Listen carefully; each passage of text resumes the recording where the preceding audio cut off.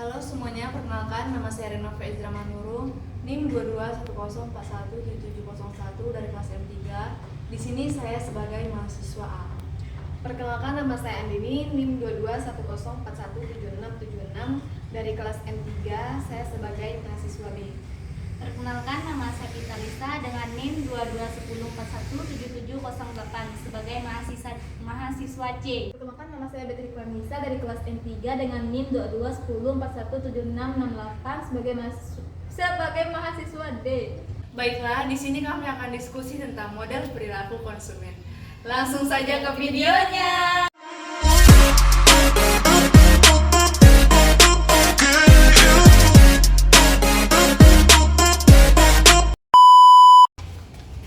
Kita jadi gak sih diskusinya? Kan Nova belum datang ya, ada jam segini. Lah, nggak tahu kemana. Katanya kumpulnya jam 2. Ini kan harus jam 2, tapi dia belum datang. Nanti gue jadi dulu. Kita tunggu 5 menit lagi ya. Kalau seandainya Novanya belum datang 5 menit lagi, kita cancel aja, lain waktu aja. Soalnya aku juga masih ada keperluan. Bisa? Setuju kan? Itu loh, Pak. Aduh, teman-teman maaf ya, saya telat tadi, saya kena macet di jalan. Ini udah jam berapa, Nova? Iya, maaf. Langsung saja kita mulai ya. Hari ini saya ingin kita membahas tentang model perilaku konsumen. Saya yakin model ini sangat penting untuk kita memahami mengapa seseorang membeli barang atau jasa tertentu. Saya setuju, model perilaku konsumen membantu kita memahami bagaimana keputusan pembelian dibuat oleh individu. Tahap pertama adalah pengenalan masalah, di mana yang menyadari ada kebutuhan atau masalah yang harus dipecahkan itu dalam langkah awal, bukan?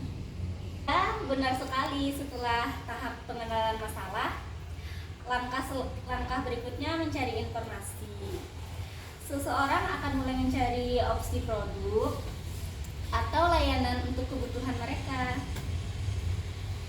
Dan juga jangan lupa tentang evaluasi alternatif. Ini adalah tahap di mana konsumen membandingkan produk dengan layanan yang berbeda berdasarkan dengan kriteria tertentu, misalnya dari harga produk, merek produk, dan kualitas produk itu sendiri. Betul sekali, setelah tahap itu kita masuk pada tahap keputusan pembelian.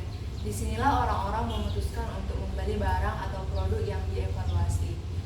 Tentunya tahap evaluasi penting untuk seseorang karena disinilah mereka mengevaluasi apakah produk yang sudah dibeli itu sesuai dengan harapan atau tidak.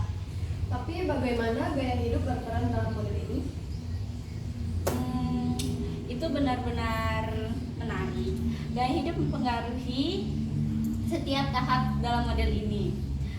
Gaya hidup individu mempengaruhi bagaimana mereka memilih, mengidentifikasi masalah atau kebutuhan.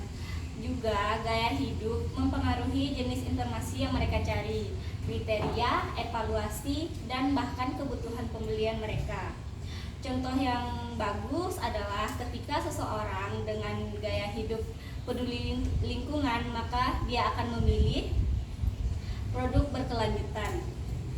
Jadi bisa dikatakan bahwa gaya hidup adalah salah satu faktor yang mempengaruhi preferensi konsumen dan keputusan pembelian mereka. Ya, tepat sekali. Gaya hidup merupakan faktor yang penting untuk kita untuk mempengaruhi kita dalam membeli barang atau jasa. Dan ini juga membantu kita untuk memahami mengapa orang-orang dengan latar belakang, nilai-nilai, dan minat yang berbeda memiliki keputusan pembelian yang berbeda. Terima kasih teman-teman, diskusi ini sangat bermanfaat. Saya lebih memahami bagaimana model perilaku konsumen dan gaya hidup terkait satu sama lain sekarang. Sama-sama, topik ini sangat menarik dan relevan di dalam dunia bisnis maupun di pemasaran. Setuju. Dan kita dapat mengambil pengetahuan untuk memahami lebih baik perilaku konsumen di dunia nyata. Benar sekali, karena memahami perilaku konsumen itu merupakan kunci dalam kita merancang strategi yang lebih efektif dan juga produk yang lebih sesuai dengan preferensi pelanggan. Ya, dari kami dapat melihat bagaimana perubahan dalam gaya hidup seseorang juga dapat mempengaruhi preferensi konsumsi konsumen dan keputusan pembelian mereka. Perubahan dalam gaya hidup dapat memicu perubahan dalam nilai-nilai dan prioritas. Betul, jadi bagi perusahaan untuk terus memantau perubahan dalam gaya hidup dan nilai-nilai pelanggan mereka agar tetap relevan dalam pasar. Saya setuju, dan juga mungkin penting bagi perusahaan untuk beradaptasi dan mengubah strategi mereka sesuai dengan perubahan saat ini. Ini dapat melibatkan peluncuran produk baru atau kampanye pemasaran yang sesuai dengan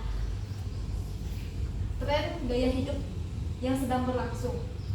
Terdengar seperti rencana yang baik, pemahaman yang baik tentang model perilaku konsumen dan juga pengaruh gaya hidup merupakan sangat penting untuk kita karena untuk membuat kita lebih siap dalam menghadapi tantangan dalam dunia bisnis dan juga pemasaran.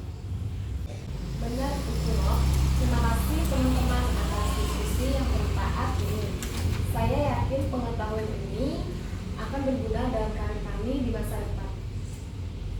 Sama-sama, mari kita terus belajar dan berbagi pengetahuan kita satu sama lain ya.